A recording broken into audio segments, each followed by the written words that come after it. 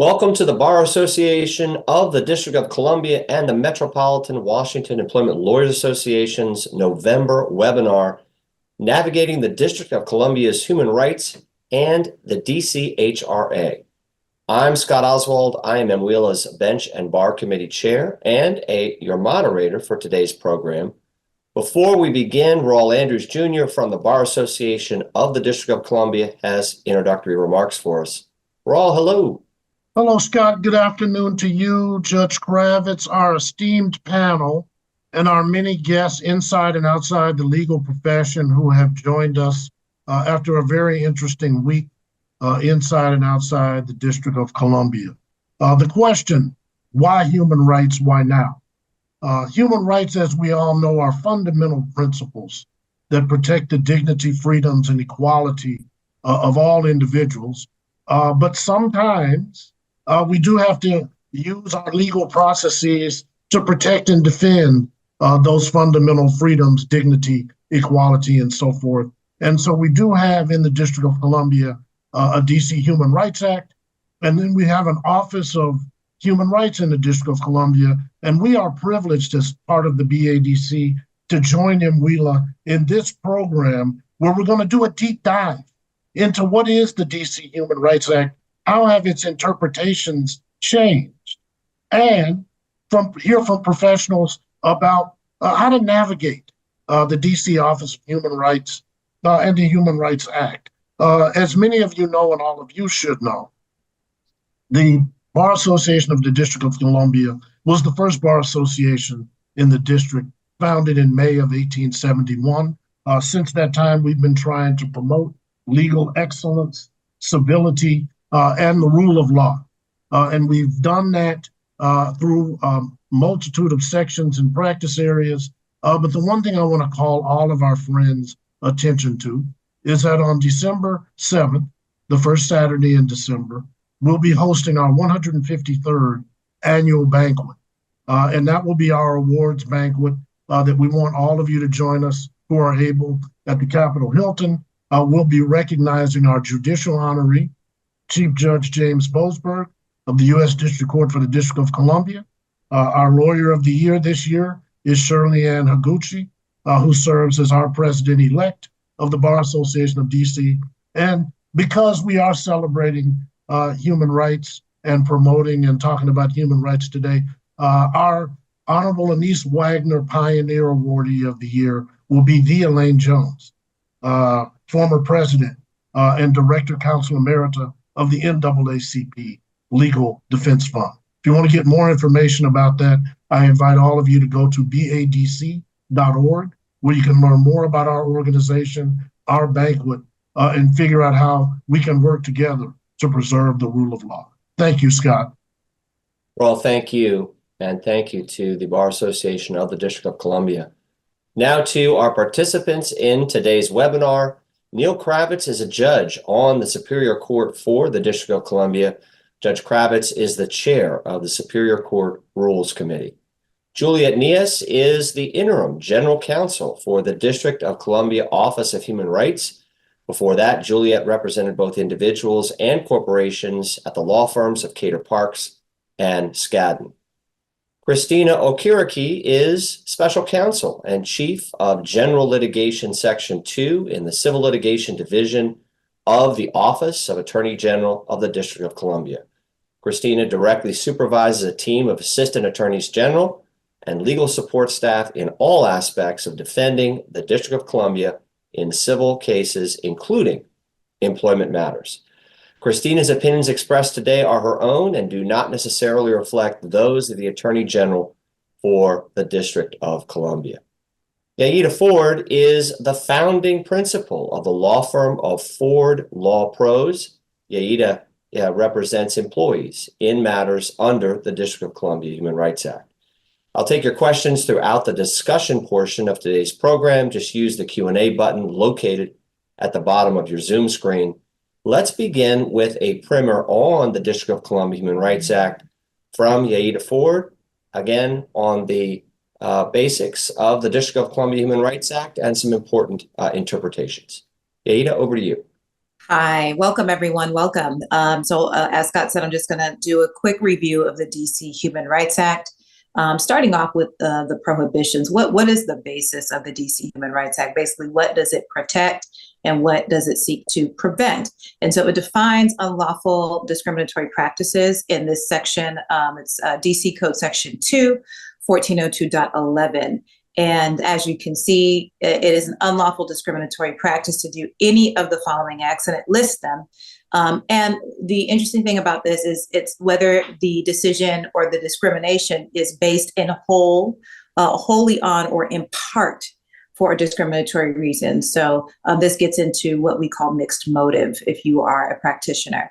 And so the failure or refusal to hire or to discharge someone and or to otherwise discriminate against them with respect to their pay, terms and conditions or privileges of employment, including promotion, or to limit or segregate or classify any employee in any way that would deprive them or tend to deprive them of employment opportunities, or to treat the employee in such a way that would adversely affect his or her status as an employee.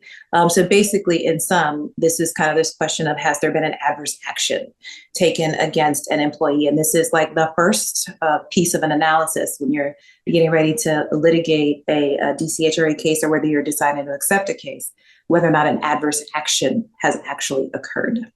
Next slide.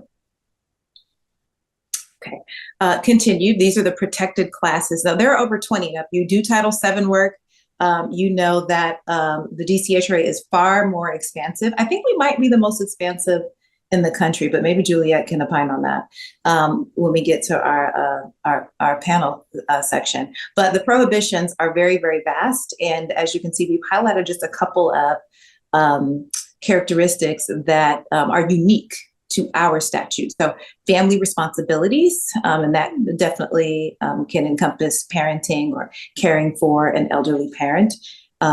Matriculation, political affiliation also is a part of our statute, and status as a victim or a family member of domestic violence is also something that is unique to DC.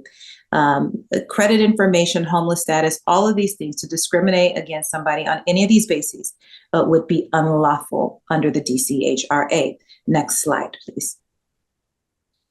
And if I'm going fast, you guys, please put in the chat to slow down. I don't know if I could see it, but Scott can give me a hand signal, I suppose, if I need to slow down. All right, so harassment defined under the DCHRA. It is also unlawful. It's an unlawful practice to engage in harassment based on one of the protected characteristics, and then sexual harassment is included or encompassed here. Harassment means conduct, whether direct or indirect. It could be verbal. It could also be nonverbal, like touching, and any type of conduct that unreasonably alters the individual's terms, conditions, or privileges of employment, or has the purpose or effect of creating an intimidating, hostile, or offensive work environment. And hostile work environment, as we know, is a kind of a separate legal term that has been defined by the courts. It definitely feels very subjective when you are putting together an analysis for this, but we'll get into that perhaps in some of our panel questions. So harassment can be race-based, not just sexual, but it can be based on any one of those 20 characteristics under the DCHRA. Next slide, please. Amen. So we're getting now into sexual harassment. So in determining whether conduct constitutes unlawful harassment under this particular section, the finder of fact, which would be the juror or the judge if it's a bench trial, or if you're, whatever venue you're dealing with this in, the finder of fact would look at the totality of the circumstances. It's another legal term, and look at the conduct based on multiple characteristics in totality rather than in isolation. Conduct need not be severe or pervasive to constitute harassment, and no specific number of incidents or specific level of egregiousness is required. Now, this is exclusive, you all, to sexual harassment. This is not the same standard for any of the other protected characteristics, such as race or sexual orientation, or et cetera. So the finder of fact shall consider the following factors, except that this list shall not be considered exhaustive and the presence or absence of any single factor shall not be determinative. So the court or the finder of fact would look at the amount of times, the frequency, like how often the sexual harassment happened, the length of time that the victim had to deal with it, if it occurred at work or did it occur off work. So for example, text messages to an employee's personal phone outside of normal working hours that have nothing to do with work. Okay, would factor into this totality of the circumstances analysis, whether the conduct involved threats or epithets or humiliating or degrading conduct. So I've had a case where there was just a supervisor staring at a woman's breasts every time she got onto the elevator with him, but it'd be like ogling, like he was obviously doing it. So that type of conduct would also be weighed.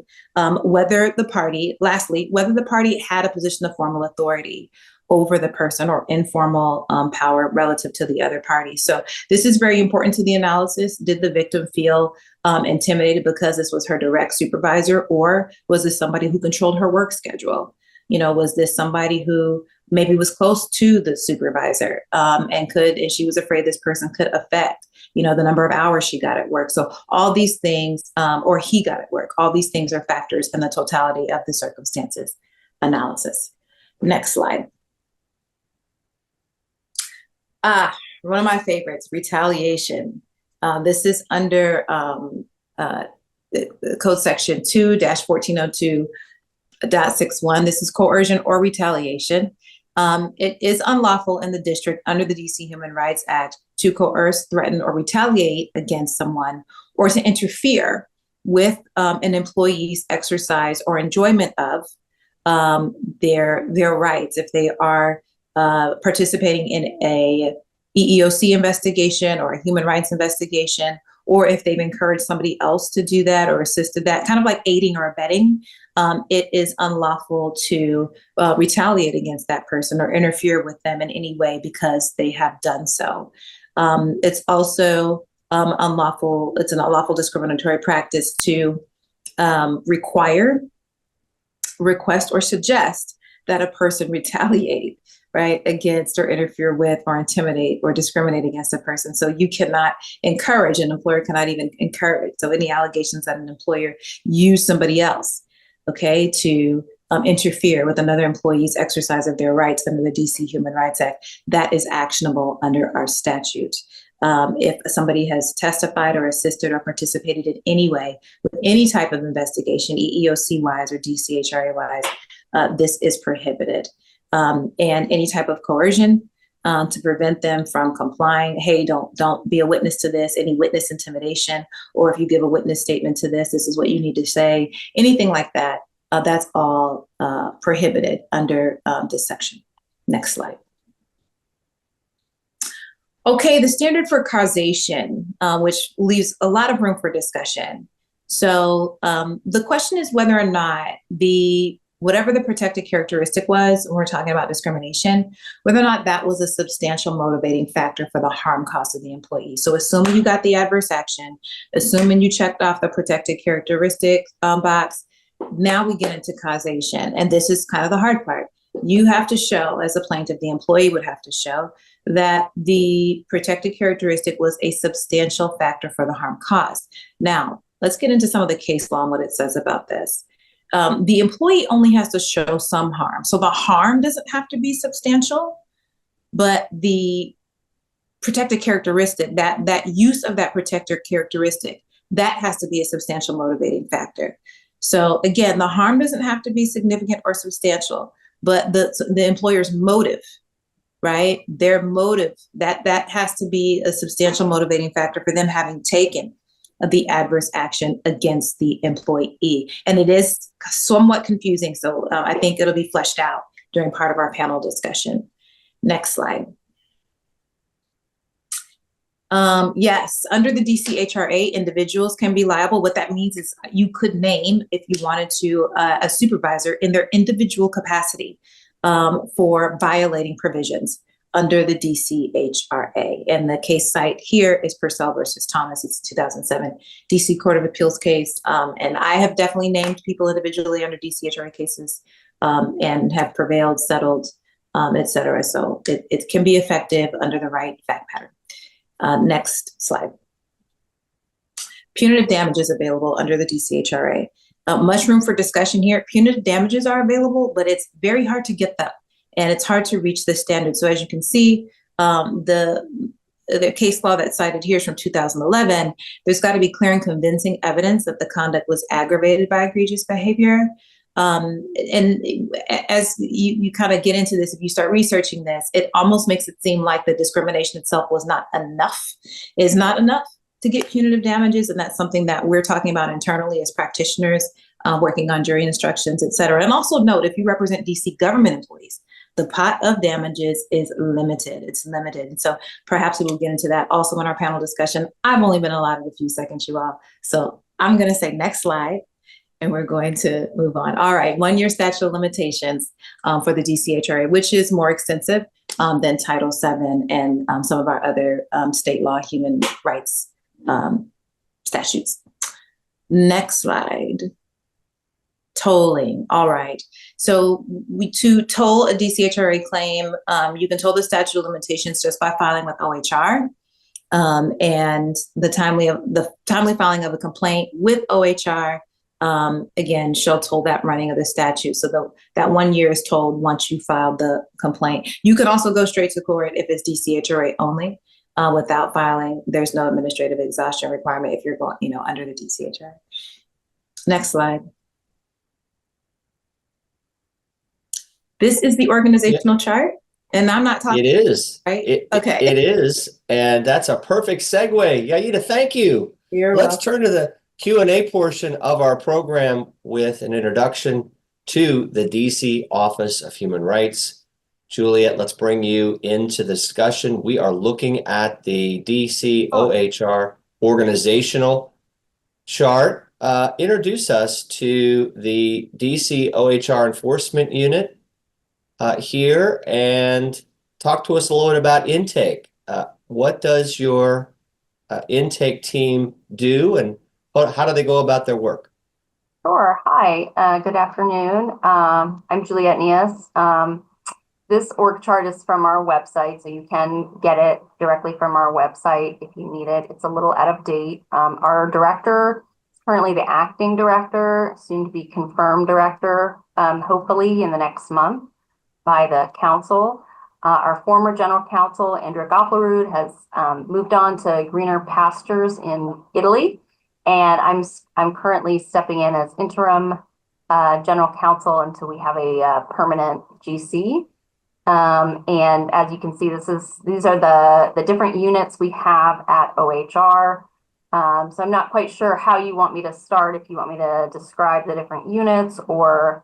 Yeah, let's start with the intake team. How does it go about its work?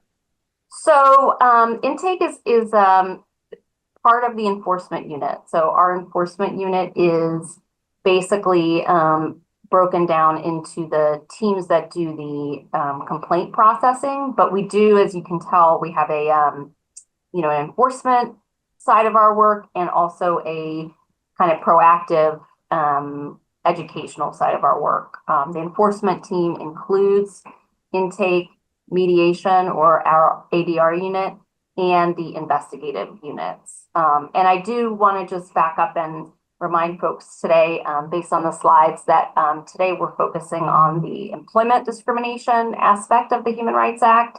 We have 23 protected traits under the Act, 18 of which apply to employment.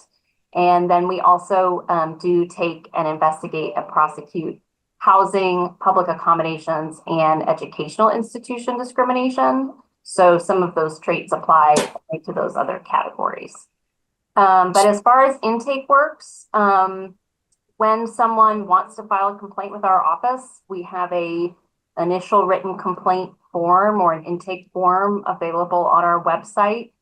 Depending on the type of complaint you're filing, we enforce not just the DC Human Rights Act, but many other laws in the District of Columbia, and we have different intake forms for the different complaints. But if you're talking about employment, you would be filing what we call, for the intake purposes, an initial written complaint by submitting that intake form through our website, or some people can just bring it to our office. People can fax it to us. And some people can walk in if they need, particularly if they need language assistance or accommodations assistance, they can actually do a walk-in intake with a member of our team as well. So let's move then from intake to investigation. When does a complaint move to investigation?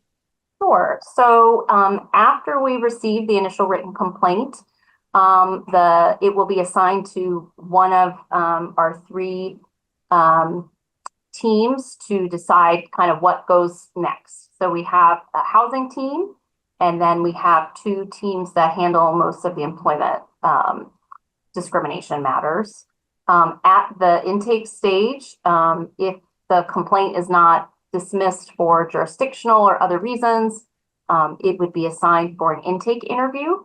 And the intake interview is meant to help a complainant, often pro se complainants file, initially without counsel at this initial stage. So the intake process is meant to help flesh out their claims, crystallize what claims they are bringing under which laws that we enforce, and to finalize the complaint into a charge of discrimination.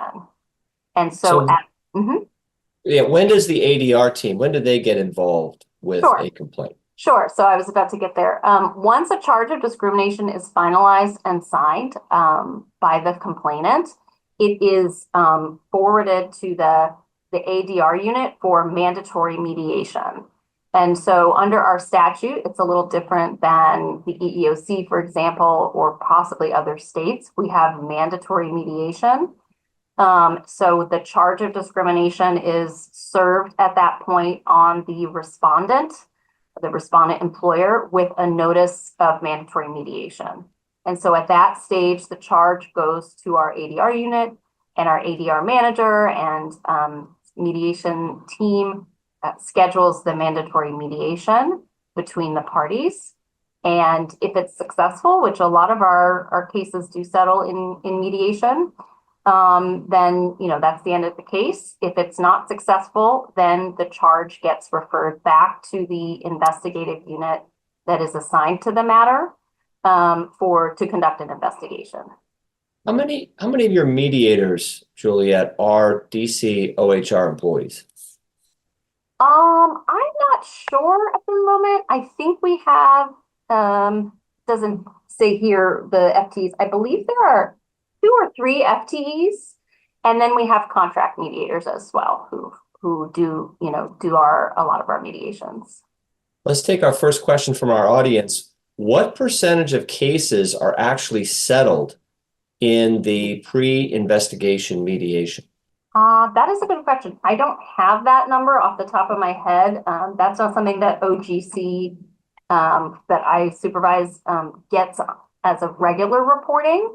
But it's something I could probably find out during the course of our conversation, and maybe circle back to, after others talk about it, if you'd like. Thank you. Christina, let's bring you into the conversation. Introduce us to your section, if you would. How many assistant AGs do you supervise? I supervise a team of assistant attorneys generals, as well as several support staff, paralegals, and an administrative support staff member. It varies a little bit just based on the flow of the office, but it's typically anywhere between 6 and 8 or 9 attorneys, depending on, I guess, sort of the flow of where we are.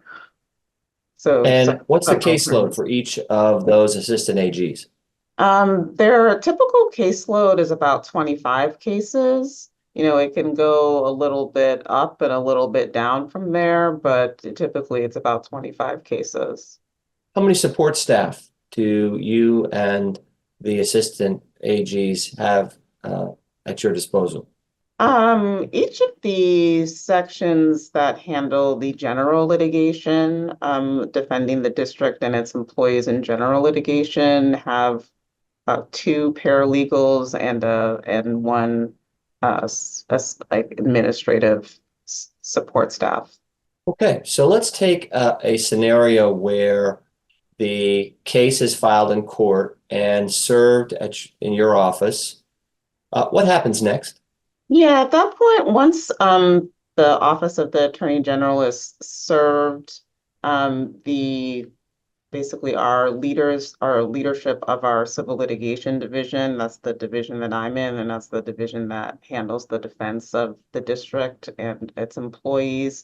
They will go ahead and assign cases out to the various sections depending on what the case is, and the determinations they make based on sort of the bandwidth of the sections.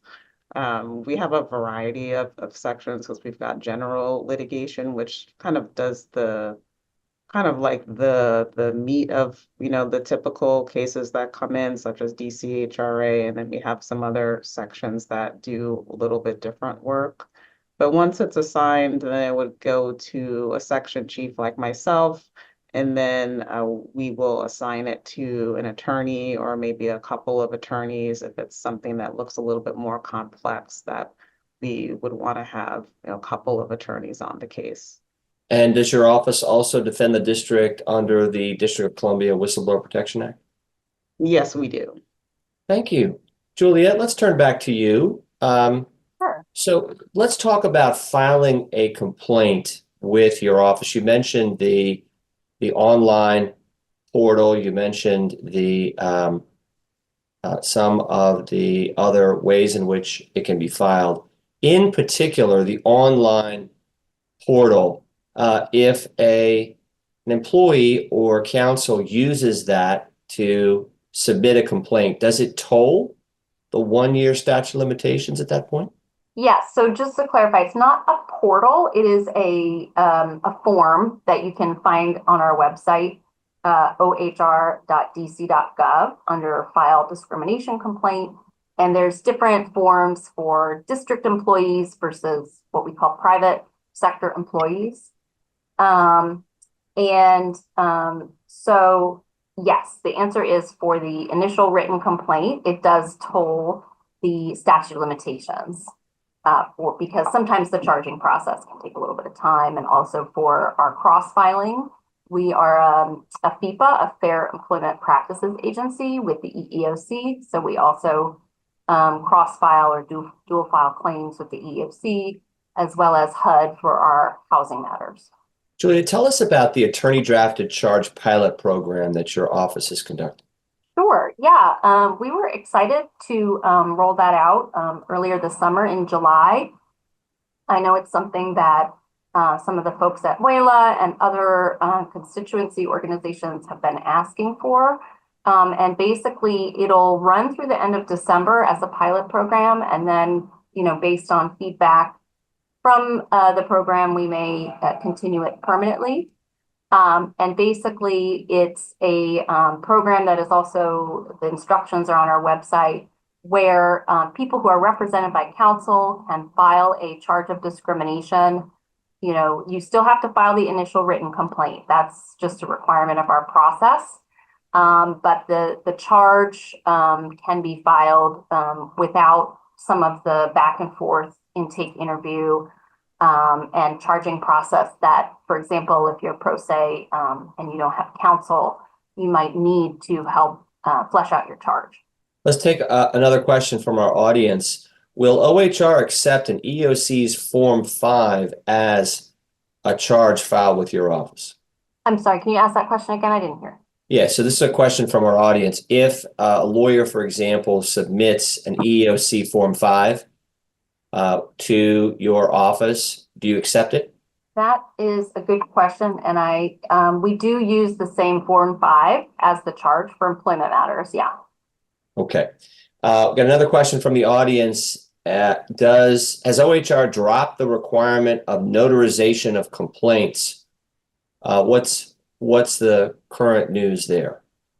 Yes, during COVID, I think we obviously due to the issues with COVID, we couldn't, guarantee that people could come in to get their charges signed. A lot of our staff are notaries, so that requirement has been dropped. The statute and the regulations require, that the charge be signed. So it still has to be signed, but it doesn't have to be notarized. Got it. So let's say that a charging party uses the form, submits it to your office.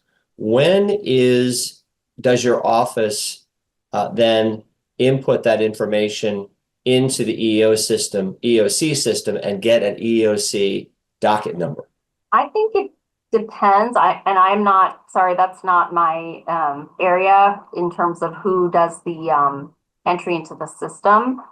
I'm not involved in the dual crossing, so I'm not quite sure. I know when we get a complaint that's cross-filed from the EEOC, it's submitted to us through their kind of back-end system for FIPAs. But once the case is docketed, it's cross-filed with the EEOC and vice versa. Got it. Okay. Let's talk about how your office investigates complaints. When does your office issue a letter of notification? That comes with the charge at the notice of mandatory mediation. So after the charge is signed. And what does the DCHRA letter of notification contain? I believe it contains a notice to the parties of the charge and the scheduling of mandatory mediation, along with some other information about the ADR process. Okay. We mentioned current events earlier, and I know, Juliette, the DC Council has proposed amendments to the DC Human Rights Act in a bill that's called the Fairness in Human Rights Administration Act. How would it alter the District of Columbia Human Rights Act? Sure. We're actually, working with some of your MWELA legislative folks on, some proposed revisions to the bill, which I think is going to be going through the council later this fall. So the main change, I think, for everyone to be aware of if it gets passed, is that it will provide a right to go to court after our probable cause determination process, which is different than what the statute currently provides. So basically, after a no probable cause finding, your client would get rights now under the proposed bill to file in civil action in court the same way as if they hadn't come to OHR. And after probable cause, there are also proposals for an option to go to court after that, or if they choose the commission's hearing process, there will also be an option to go to court, pull and go to court at some point during that process before the hearing. So those are some big changes that, we anticipate, having to adjust to when the bill goes into effect. And the other change to note for people who represent district employees is that district employees will be allowed to get compensatory damages and attorney's fees at the at the hearing examiner process if they choose to stay with OHR instead of go to court. So, Juliette, let's talk about the work of your investigators. Once the intake is complete, your investigators then begin their investigation. Do they talk to witnesses? Yeah. Mm-hmm. Yes, they do. And if the DCOHR investigator interviews a witness, do the investigators place that witness under oath? Yes, there is a swearing. It depends on if they are a notary or not, whether they place it under a notary swearing or not, but there is an oath that is given. And they also sign an affidavit of understanding, I believe, before they give their statements. That may just be complainants. I'm not 100% sure on that one. Okay. Do the investigators requisition documents from the employer respondent?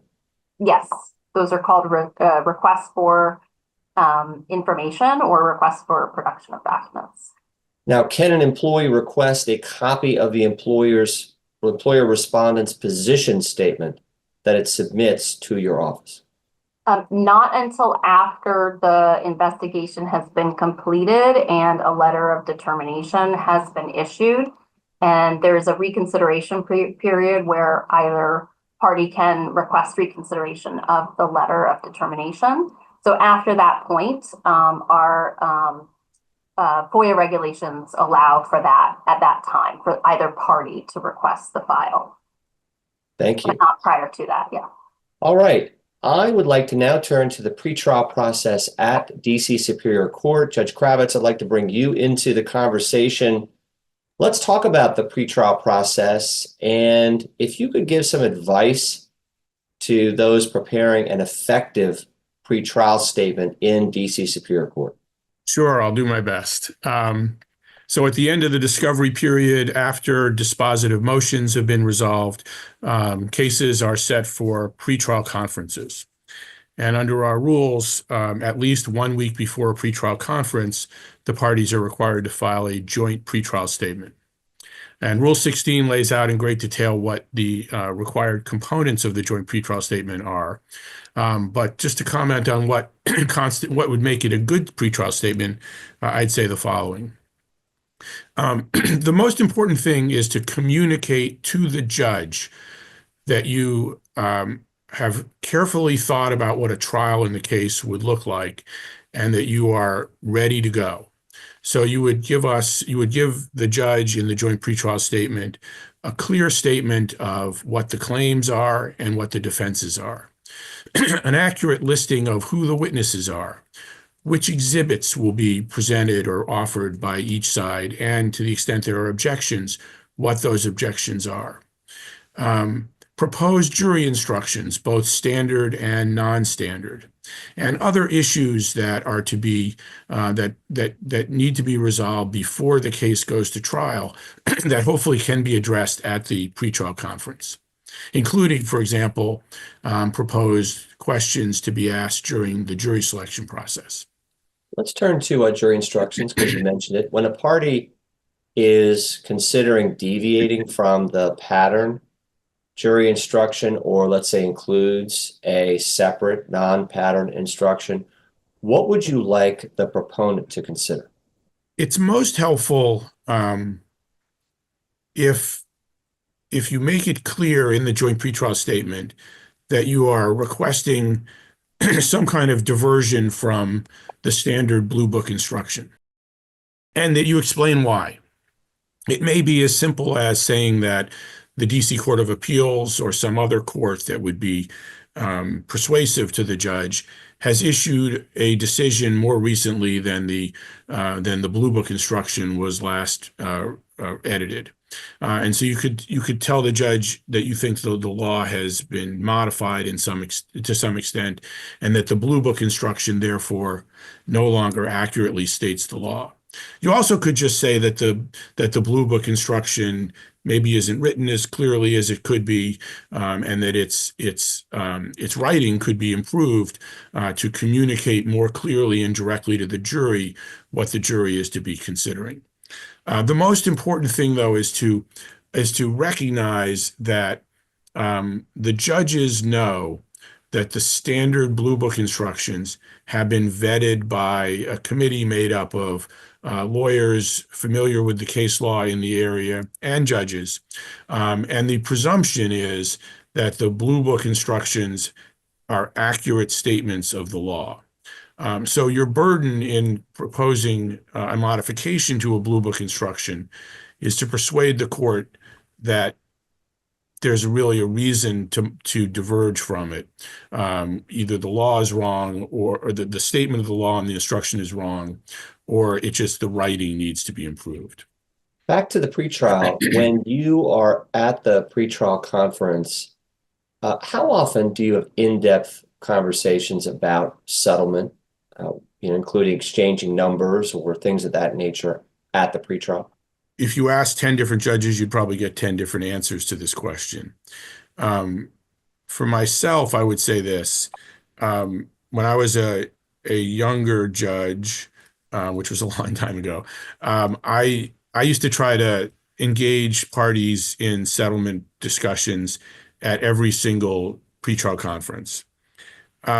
I almost always raise it as a possibility now, but I feel like I've gotten better at distinguishing between those cases where it really wouldn't be a productive use of anyone's time and those where it would. And so I usually try to say something along the lines of, does someone want to say anything about the status of settlement discussions in the case, if there are any? Does anyone think that talking about it with me here today would be helpful? And sometimes the one side or the other just says, no, it's, we're way too far apart and we don't want to waste your time or anyone else's time. Oftentimes the parties will say, oh, we really would like to talk with you about this because we think the case can and should settle, but we just haven't gotten there. It's always complicated if it's a non-jury case. Employment discrimination cases, as you all know, for the most part, have jury trial rights, so there usually isn't a problem with the judge getting involved. But in non-jury cases, the judge in the case, who will be the finder of fact in the event the case goes to trial, should not be exposed to the settlement positions of the parties to the extent they might frame the way that the judge considers the evidence at trial. But in cases like the ones we're talking about here, there's usually not an issue with the judge getting involved. And so if the parties want to talk, I know I am, and I think most of my colleagues are always open to it. Sometimes it becomes clear that the schedule, that the time set aside for a pretrial conference is not going to be sufficient. And so what I will often say is, look, if you really do want to talk with me, let's go through the pretrial statement or the joint pretrial statement right now, set the case for trial, and then schedule a different time for you all to come back and talk about possible settlement. Judge Kravitz, thank you. Juliette, let's turn to the conciliation and ADR process at DCOHR. First, what is a DCOHR letter of determination, Juliette? Sure. And before I forget, I did get an answer to the question about the percentage of settlements at mediation. I'm being told it's about 45% of the complaints. Thank you. At mediation. The letter of determination is the basically the decision that is made by our office in OGC after completion of the investigation as to whether there is probable cause or no probable cause to believe that discrimination has occurred. So the probable cause standard, as many of your practitioners might be aware, is a little different than the preponderance of the evidence standard at the merits stage, or that they would find in court. It is an initial determination as to whether or not, based on the record and the statements and the documents in the investigation, there is credible, probative, and substantial evidence in the record to support the complainant's claims, whether they've met the prima facie case and whether there is any evidence to suggest that the respondents' proffered reasons are not the true reasons. So that is the letter that determines whether, if there's no probable cause, the case is then dismissed at that point. If there is probable cause, it is then referred to conciliation.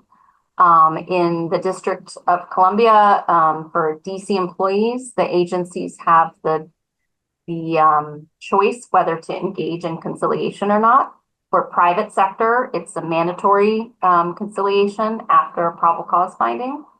And then if there's no settlement for a private case, it gets certified to the Commission on Human Rights for a public hearing. For DC, for complaints against the district, it gets certified to a hearing examiner for a final decision by the director. And the reconsideration process that you mentioned before, how does that work? Sure. So at the end of the letter of determination, we provide all the different rights that someone may have, and one of them is a reconsideration. And they have a certain period of time, and it's not on my top of my head, to request that our office reopen the investigation and reconsider its determination of no probable cause or probable cause. So either party can file the request. And then once that is filed, it sort of stops the conciliation process or the dismissal process while the matter comes back to OGC for a determination on reconsideration. Got it. And let's say that that's been disposed of and you now have found cause for the complaint. Yeah. Describe the Commission on Human Rights administrative hearing process, if you would, for us, and what role OGC plays in that process. Sure. So after probable cause, for private sector cases, so cases that are not against the district, they get, if conciliation is unsuccessful, the matter will get certified by the ADR unit to the Commission on Human Rights. And we as OGC get a copy of that. And then it will go to the commission and be assigned to one of our administrative law judges. The org chart, unfortunately, is a little out of date. Our former chief administrative law judge, Erica Pearson, passed away earlier this year, and we currently have an acting chief judge, Brandis Ash. And so she would get the case, and then it would be assigned to an ALJ. And OHR, or one of our OGC attorneys, and myself will actually enter an appearance as well as a third party. And our focus in the private sector cases is to litigate in support of the complaint and our probable cause finding, as well as in the public interest. Got it. And let's just touch on a few facts and figures for a moment. How many letters of determination did you issue last year? Sure. And I'll give all the credit to our former general counsel, Andrea Galbarud. We issued, I believe it was about just shy of 150 letters of determination, and that is in all of our enforcement areas. So not just employment, but also housing, public accommodations, and educational. Although the majority of the complaints are employment. So I believe it was like 149 or 159, somewhere in that area. Thank you. Mm-hmm. Of that number, how many total probable cause determinations did DCOHR issue across all the enforcement areas? Sure. I had to do a little math. I think it was somewhere in the neighborhood of 64. If I'm not mistaken, and of those, I believe about 75% were employment. So that's north of 40 probable cause determinations in the employment area. Mm-hmm. Yes. Let's talk about your jurisdiction just for a minute. Just a few scenarios. If an employer is located outside the district but employs a DC resident, when does the DCHRA apply to protect that employee? Sure. So our jurisdiction is described both in our regulations and the statute. And it has to do with certainly if an employee is in the district and the respondent is in the district and the alleged discriminatory act occurs in the district and it's something prohibited by the HRA, we would have jurisdiction over it. We do need jurisdiction over both the act of discrimination and the parties, right, and the respondent.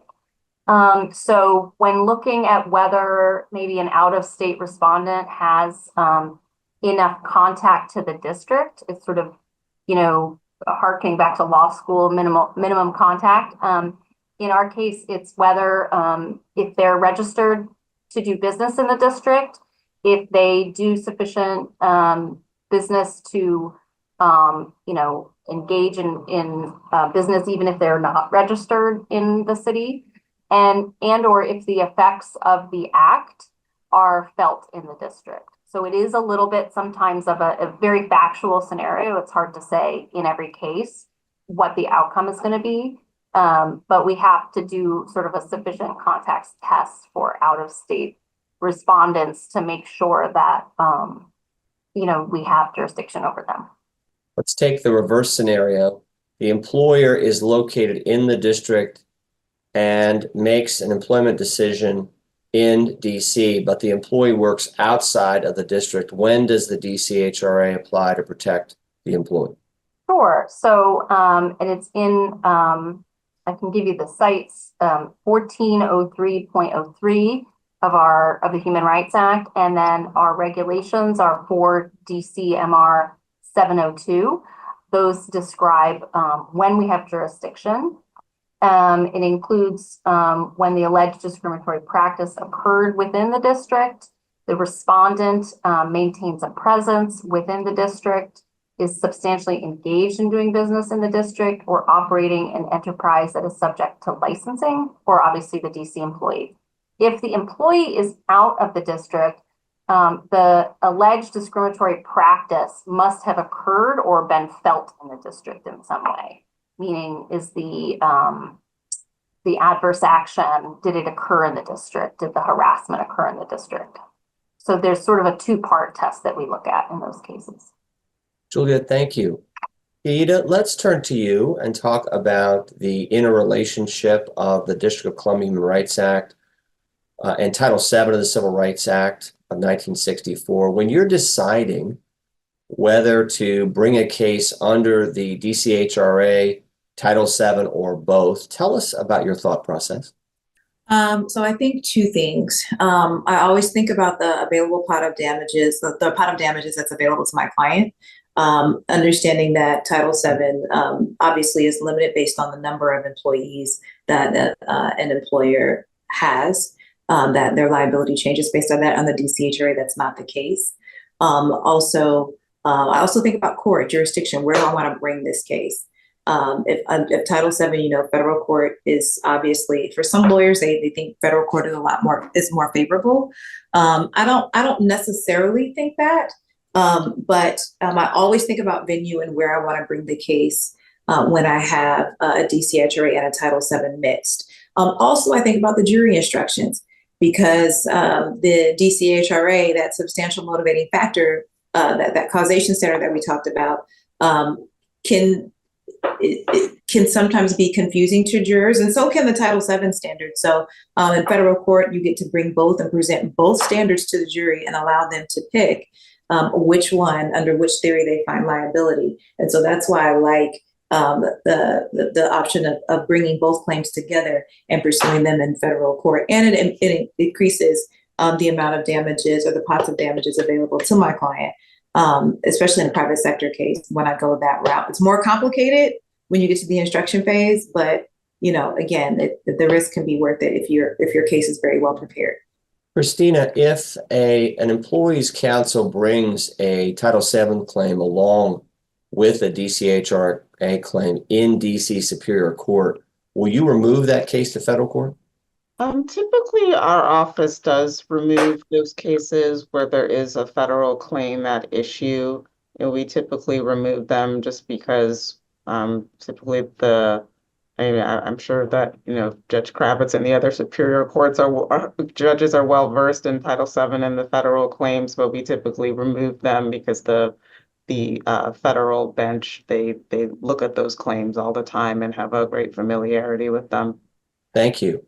Yaida, let's come back to you and talk about the mediation process in DC Superior Court versus our U.S. District Court. How does the mediation scheduling process in DC Superior Court compare with U.S. District Court?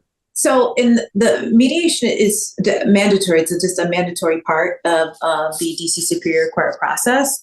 And generally speaking, and they've worked to make sure that it happens after summary judgment has been decided, because parties are more invested in resolving it at that point once they know that they're going to have to prepare for trial. So DC Superior Court has made some improvements as far as scheduling it and making sure that it procedurally, that whenever it happens, it makes sense procedurally and that the parties are willing to put forth the effort. That doesn't always happen, but the system was improved to do that. On the federal side, when we create our joint scheduling order, the parties get together to create a scheduling order and present that to the court.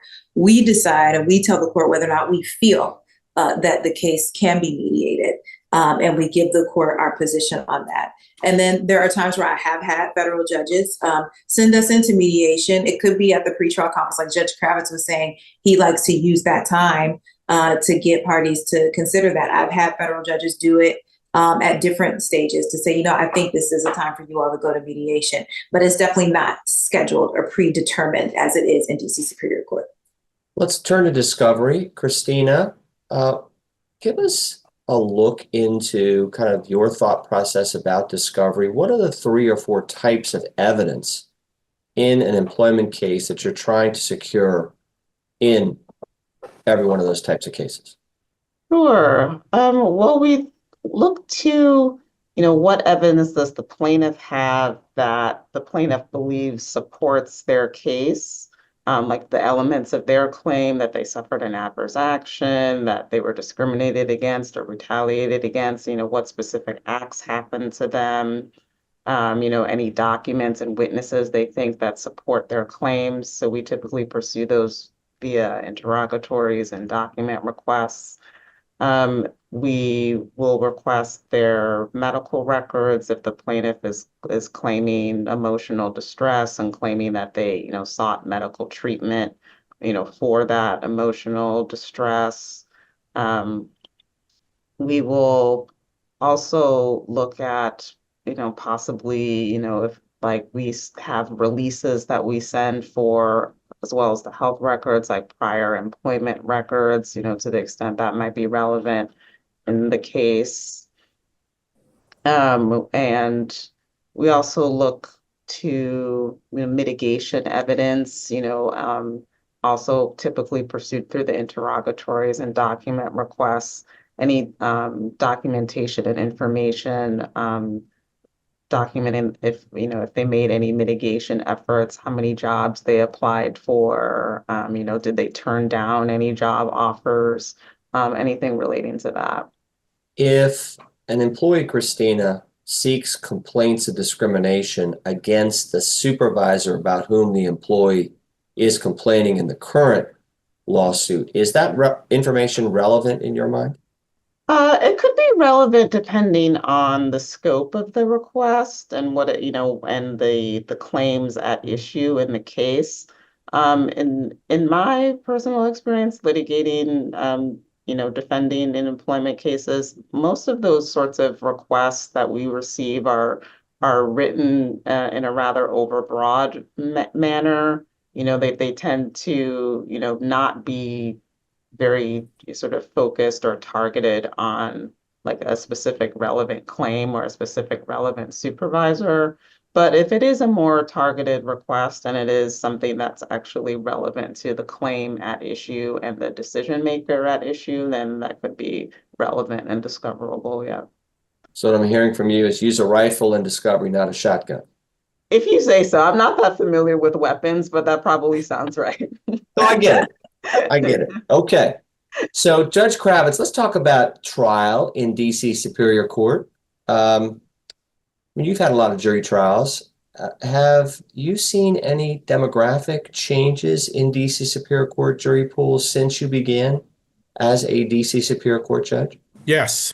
I began as a Superior Court judge 26 years ago, so I have a lot of time has passed. When I first started in the late 1990s, our jury panels were majority African American. Before then, when I was a lawyer at the Public Defender Service in the 80s trying cases here, they were even more heavily African American. That has shifted over time as the demographics of the city have changed. I think I don't know what the statistics are now. I'm not on the jury committee, but I know that there are concerns that African Americans are underrepresented in our jury panels currently, and so the demographics have changed significantly. Let's move to opening statement. And you've seen a lot of opening statements as a judge in your career, are demonstrative exhibits effective in opening statement, or do they detract from the underlying story? Where do you come out? Well, they can do either. It really depends on how they're used.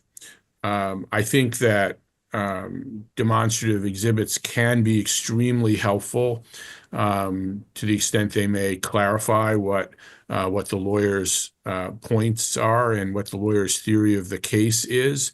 If the lawyer might want to show what the elements of a claim are, or just list the claims in the complaint that are being presented, if there are several of them and it might be confusing, that can be really helpful. Or other aspects of the evidence that the lawyer anticipates presenting during the trial.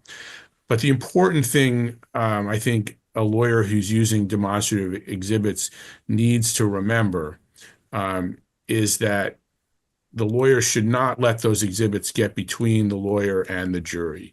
The lawyer still needs to try to have a direct connection to the members of the jury and to speak directly to them.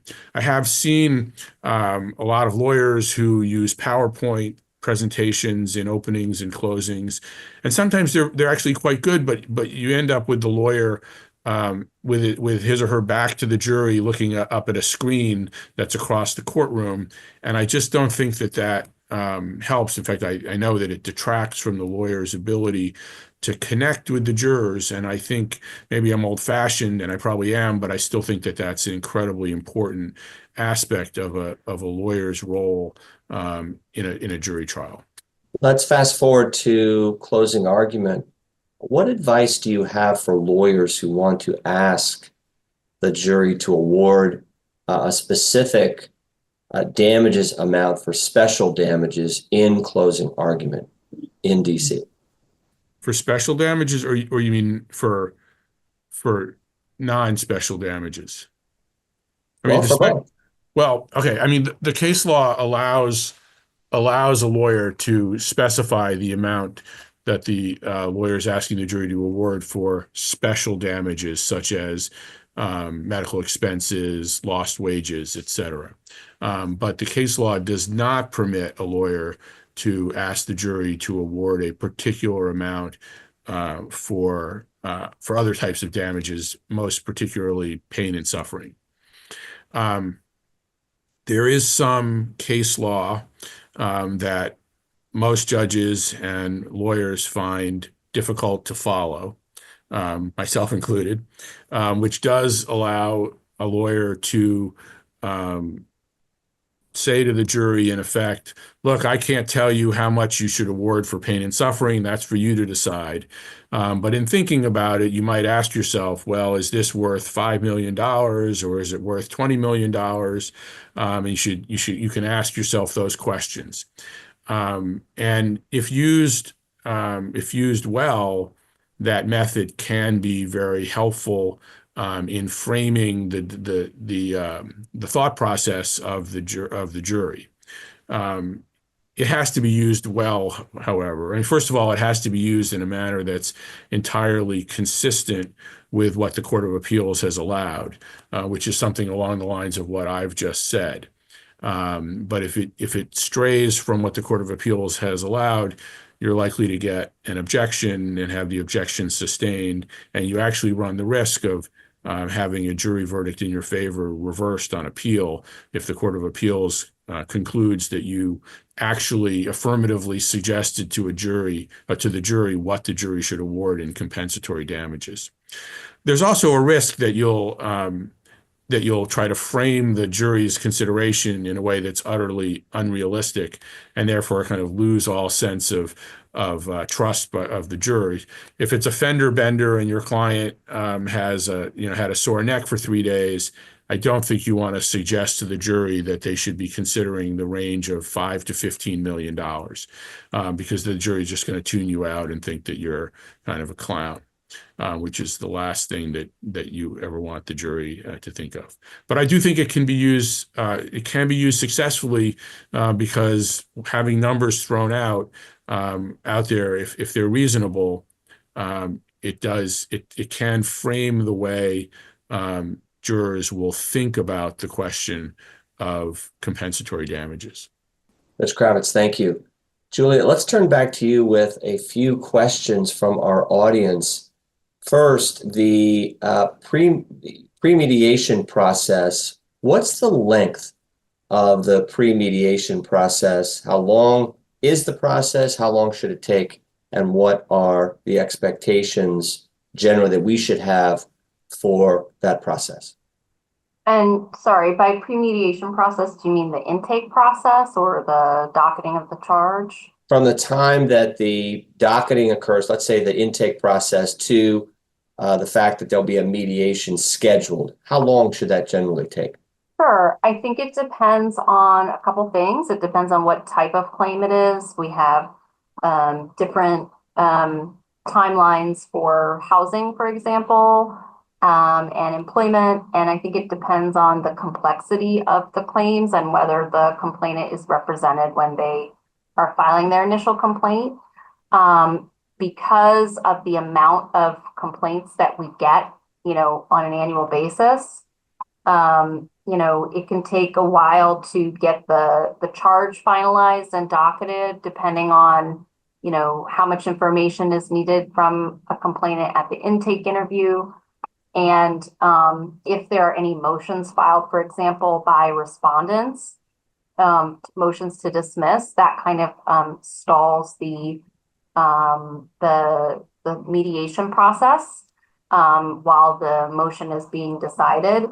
So it's hard to give a particular range of time expectation, because a lot of the cases, it depends on the number of laws that are being claimed in the charge and how many different charges need to be docketed to mediate. So I don't have a great answer for that question, but it's not, it can take months, to be honest. Another question, are charges automatically cross-filed with the EOC, or does the person submitting a charge need to take an affirmative action to do this? Sure. Under our work share agreement, charges are supposed to be automatically cross-filed. If it satisfies Title VII, we will do it automatically. There is a box to check on the forms, so it's always a good idea to check that if it's not checked, but that is something that we do as part of our work share agreement process with the EOC. If it raises a claim that satisfies Title VII, if it's within 300 days for private sector, I believe it's 180 for DC employees, and if they have the requisite number of employees and cover the protected traits, that would be something that we would cross-file. The initial complaint process, how do we send the charge of discrimination? Is there any effect to streamline the process at all if the attorney submits the charge? Let's talk about how it streamlines your process if it's a charge submitted as part of the attorney submitted charge pilot program.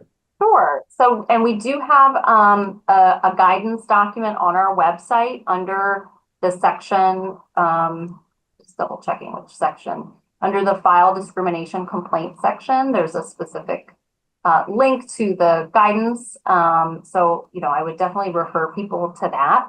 But it does talk about how you still have to file the initial written complaint. That's important for a lot of reasons, for cross-filing reasons, for internal tracking reasons, and other things.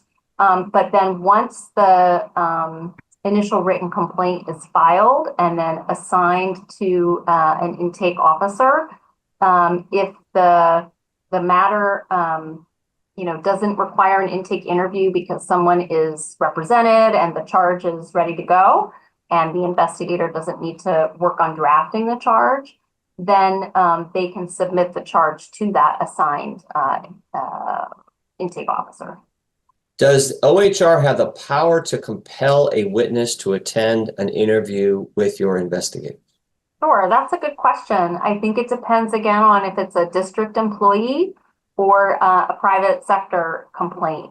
With the district employees, there are obviously personnel requirements for district employees to participate in investigation processes. For the private sector, we can issue subpoenas for records and for witness testimony. Unfortunately, because we work with OAG to enforce our subpoenas and orders in court, we would have to go through the OAG if we, like, for example, if someone didn't comply with one of our subpoenas, it would have to be basically transferred, and we'd have to work through OAG to enforce that in court. So we do have subpoena power. The director can subpoena witness testimony documents. We call it an order to, we usually issue what's called an order to produce first, and then a subpoena if there is no compliance with that. And then similarly at the commission stage, the ALJs at the commission have subpoena power. It's actually sort of in the name of or delegated by the Superior Court.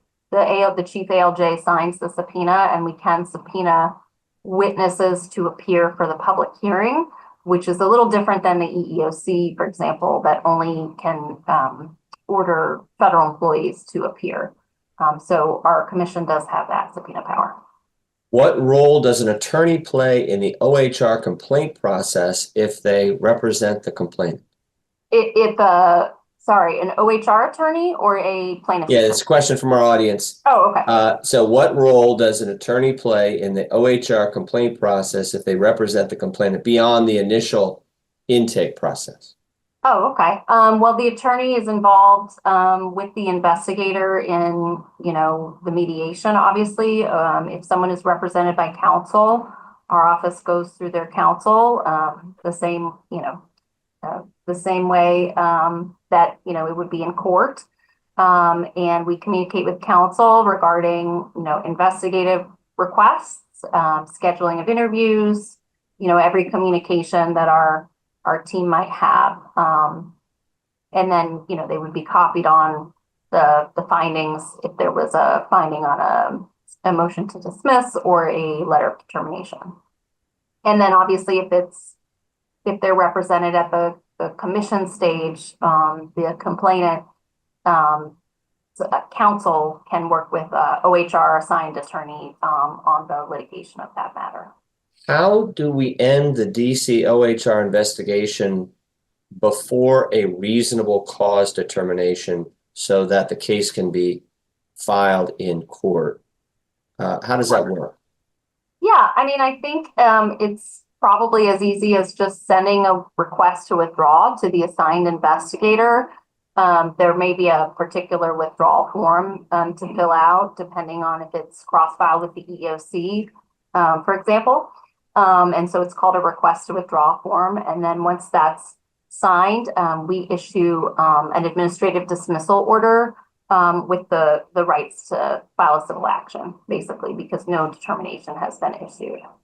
If your office litigates on behalf of the complainant, so you find cause and you go before the commission in that case, what role does the private lawyer play then? Sure. So just to clarify, we don't represent the complainant. The statute mandates an OHR attorney to present the case in support of the complaint at the public hearing. So one of our litigating attorneys, and often myself, will enter an appearance on behalf of OHR. Our focus is in the public interest. So we don't represent the complainant, but we would work basically with complainant's counsel on litigation of the complaint, meaning we would work through that person's counsel on discovery matters, on motions. And although we don't represent the complainant at that stage, because we are supporting the complaint and the probable cause finding, our interests are aligned with the complainant in that regard at the public hearing stage.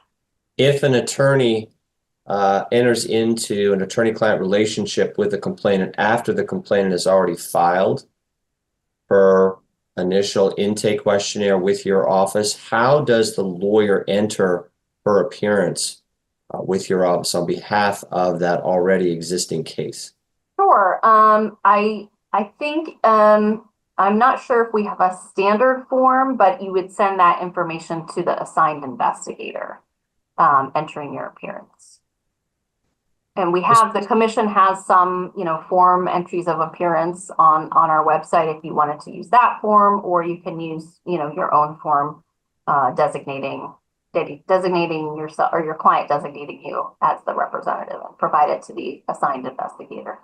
Another question for our audience. After a determination of probable cause, is it necessary to file a FOIA request to obtain the employer's response, or can someone simply request it after, at that point, once the investigation is concluded?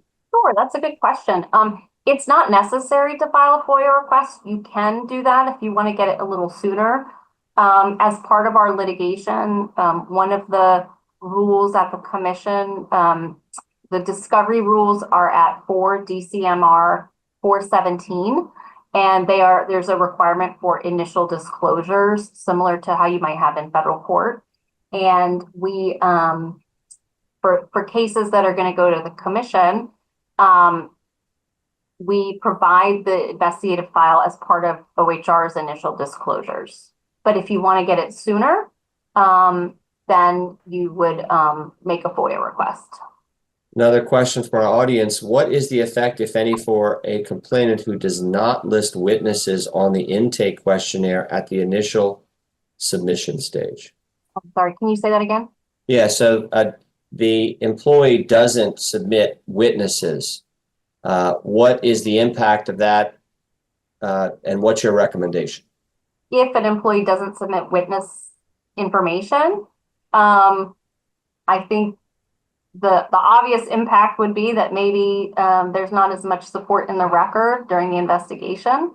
Usually that's a request that the investigators make to the complainants or their counsel to provide witness information to help the investigator figure out who the complainant thinks has relevant information.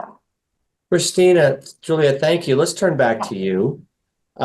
From where does DC pay out employment-related judgments and settlements against the district? Well, it can depend on different factors. I mean, there is a sort of judgment fund that I think probably most judgments come out of, but it can depend on different factors. So, Christina, you're one of the lucky ones amongst us. You have served on a jury that went to verdict. What surprised you the most about being a juror? Yeah, that was quite a while ago. I was actually in law school when in a different jurisdiction, not in DC, when I served on a jury. And I think one thing that surprised me was when we started doing the deliberations. I mean, we did, look at the documents and the evidence that the lawyers had submitted, the binder of documents that were admitted in evidence. But before the jurors wanted to get to that, they sort of were more reliant on their own personal experiences and their own common sense. It was the case that I was on a jury on was an accident case. And, it involved a city bus, and, one of the jurors was almost kind of reenacting how she thought the accident would have taken place, based on her personal experience of having taken this bus. And, so the jurors were kind of more like thinking about, their own sort of relating it to their own experience with, being in that, particular situation. So I found that very interesting. Thank you for sharing that. Yaida, you served as a DC Superior Court law clerk. What were the 3 things that you learned while being a DC Superior Court law clerk that you've incorporated now into your own practice? One of the things I learned is that judges appreciate decorum. And I think as time has gone on from the time I was a law clerk to now, although that hasn't been super long, but there some time has elapsed, that decorum is something that can fall down in court. And I think, COVID-19 might maybe had an impact on that. And just the level of civility by and between parties, and the level of civility between the lawyer and the judge. So I think that that's really important. That's something my judge showed. He was just a man of really great temperament. So that's something that I learned from him when I served with him. I think the second thing I learned is how important writing is. Because before a judge may ever hear you or see you, they may see you once on the civil side at the initial scheduling conference, but honestly, before they even see you, your complaint's been filed. And so it is really important to focus on clearly communicating your position when you are filing something with a judge. That's because it can really influence the way they see you if the writing is poor. And the third thing I learned is to be nice to everybody in the courthouse. Because you're going to interact with all manner of staff, and your relationships, and they can make your life easy or not. So I think it's important to just respect everybody from the time you walk in the door and you're dealing with court security to people in the clerk's office. These are the people that make the courthouse run. The judges get to come in and show up, put on their robe, and they sit there and they do the job. But there's a whole operation behind that. So I think it's important as a lawyer and also a member of the public that you're respecting everybody in that building. Yaida, thank you. Juliette. Sure. I would just echo what Yaida just said with respect to our office as well. And that was something I was going to try to mention. There's a lot of employment claims before our office. A lot of people are represented by counsel. Some are pro se. And, as someone who was a former MWELA member for a long time, I would just reiterate what Yaida said with respect to our office. And how attorneys engage with OHR staff, OHR attorneys, and the commission judges, because I do feel that sometimes the decorum might be the right word, or civility. We sometimes do experience that from the bar, and I would ask the same level of civility and respect towards OHR when attorneys are appearing before our office. Whether it's in litigation, whether it's in mediation or conciliation, or even just engaging with the investigators. We are ready for final thoughts. Christina, start us off. Well, I'd just like to thank you, Scott, for inviting me to be on this panel, and thank my fellow panelists. It's been very informative. I myself have learned a lot. I particularly enjoyed hearing from the judge and getting the judicial perspective about how to properly present our openings and closings in our cases. So I'd just like to thank everyone, and thank everyone who attended for participating. Christina, thank you. Juliette. Sure. No, I appreciate being asked to attend, and hopefully we were able to clarify some of people's questions about OHR's process. And I will just reiterate that I think what I really enjoy about working at OHR is we do have such progressive human rights laws in the district. And we enforce a lot of laws, and we try our best to get it right as much as we can. On the attorney drafted charges program in particular, it is ending at the end of December as a pilot program. My information is that we haven't actually received that many attorney drafted charges since July when it went into effect. So I would definitely encourage people to take advantage of it, and there will be a comment period, I believe, after the end of December to provide feedback to our office, and will help us determine how to best, whether to continue with the program or fix it in any way to make charging at our office as clear as possible. Thank you.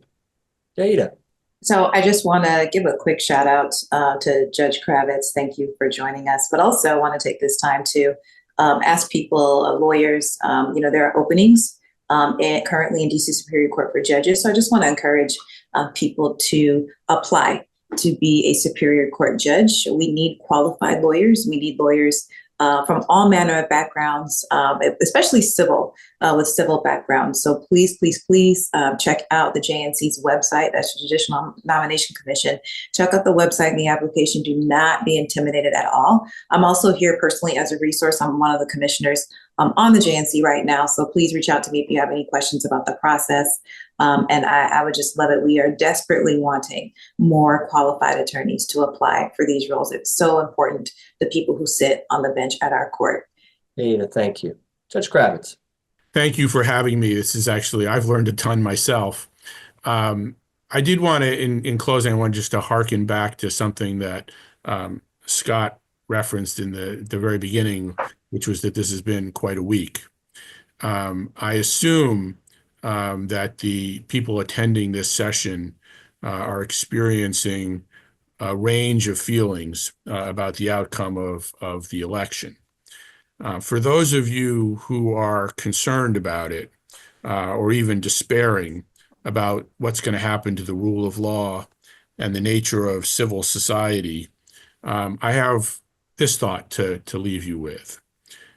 Few people have as much power or ability to advance the rule of law and to make sure that the rule of law remains the controlling feature of our society as lawyers have, particularly those like you who work in a field and are interested in working in a field where the lines between permissible and impermissible conduct are often unclear, and where robust and rigorous enforcement through litigation or sometimes the threat of litigation can make an enormous difference. So I urge you not to allow your concerns or despair, whatever it might be, to get you down about the future. Instead, you should use your concerns as motivation to step up and do all you can to protect civil rights in our community and the rule of law. Judge Kravitz, thank you. Rawle, you got the final word. Thank you, Judge Kravitz, for such eloquence. And I also want to thank all our professionals for giving of their time. This program was planned well in advance of November. And the fact that they summoned up the courage to bring this kind of expertise, regardless of what they may be dealing with personally, speaks volumes to our bench and bar, which I would put up against any bench and bar in any jurisdiction in the United States and its territories. The other thing I want to do, Scott, I was going to save this for a later time, but because of the leadership you have demonstrated, working both in executive leadership within MWELA, but in this platform of bringing our best and brightest from the bench and bar, you have been designated to receive a Presidential Leadership Award on December 7th at the BADC banquet. So I want everybody to congratulate Scott for his convening spirit. And Scott, we look forward to presenting you with that plaque along with the other awardees on December 7th at the Capitol Hilton. Again, more information at badc.org. But God bless you all, and let's stick in the fight because all is not lost unless we decide to quit. Rawle, thank you. I'm honored. I'm humbled. I really appreciate that. Well, thanks to all of our panelists. Thanks to Judge Neal Kravitz, to Juliette, Niehuss, to Christina, Okereke, and a special thanks to Yaida Ford, who organized this webinar for us. Thank you too to Rawle Andrews Jr., our co-sponsor for today's program, and the Bar Association of the District of Columbia. Mark your calendars for the Metropolitan Washington Employment Lawyers Association's December webinar, Summary Judgment Practice in the Eastern District of Virginia, featuring U.S. District Judge Hannah Locke. That's on Thursday, December 12th at 12 p.m. Eastern. For all of our programming from the Metropolitan Washington Employment Lawyers Association, you can find us at www.mwela.org. Thanks so much for joining us today. We look forward to seeing you in the future.